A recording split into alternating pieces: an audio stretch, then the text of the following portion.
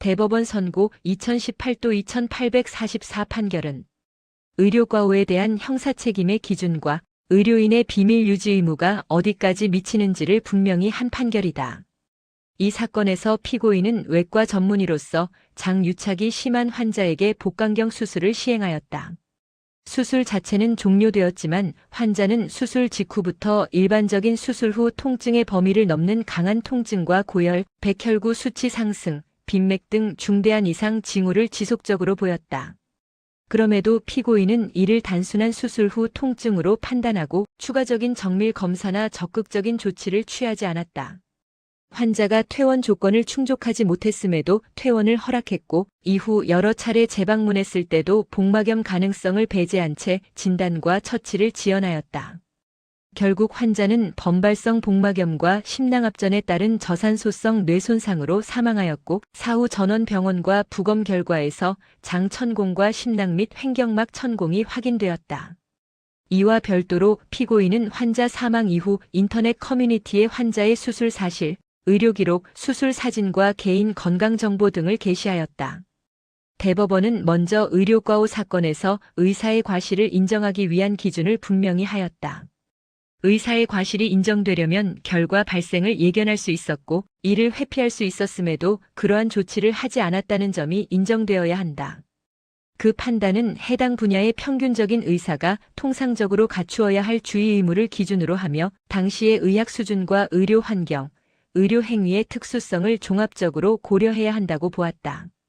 이 사건에서 대법원은 장유착이 심한 환자에게 시행된 수술의 특성상 지연성, 장 천공과 복막염은 충분히 예견 가능한 합병증이라는 점을 강조하였다. 수술 후 지속된 심한 통증, 고열, 백혈구 증가, 영상 검사에서 확인된 이상 소견은 단순한 회복 과정으로 보기 어려웠고 이러한 상황에서는 추가 검사, 위험 고지, 조기 전원 등의 조치를 취했어야 할 주의 의무가 있었다고 판단하였다. 피고인이 이를 게을리하여 진단과 처치를 지연한 점에서 과실이 인정되고 그 과실과 환자 사망 사이의 인과관계도 부정할 수 없다고 보았다.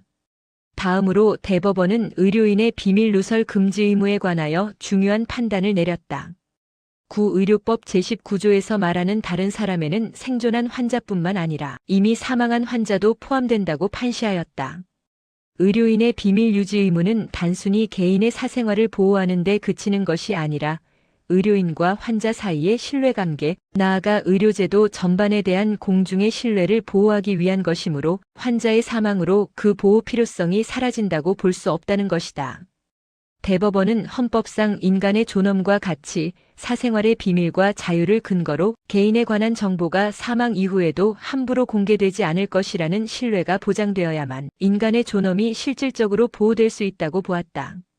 따라서 피고인이 환자 사망 후 의료 기록과 사진, 개인정보를 인터넷에 게시한 행위는 의료법이 금지하는 비밀 누설에 해당한다고 판단하였다. 아울러 형벌법규 해석에 관하여 형벌법규는 엄격하게 해석되어야 하지만 문헌에 가능한 의미 범위 안에서 입법 목적과 규정, 체계를 고려한 체계적 논리적 해석은 죄형 법정주의에 반하지 않는다고 명확히 하였다. 사망자를 다른 사람에 포함시키는 해석은 확장 해석이 아니라 의료법의 보호법익에 충실한 해석이라는 점을 분명히 한 것이다.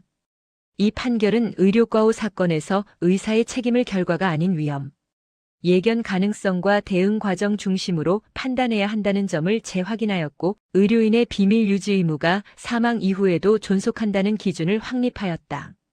의료인의 전문성과 권한만큼이나 그 책임과 윤리 역시 무겁다는 점을 분명히 한 판례로 평가할 수 있다.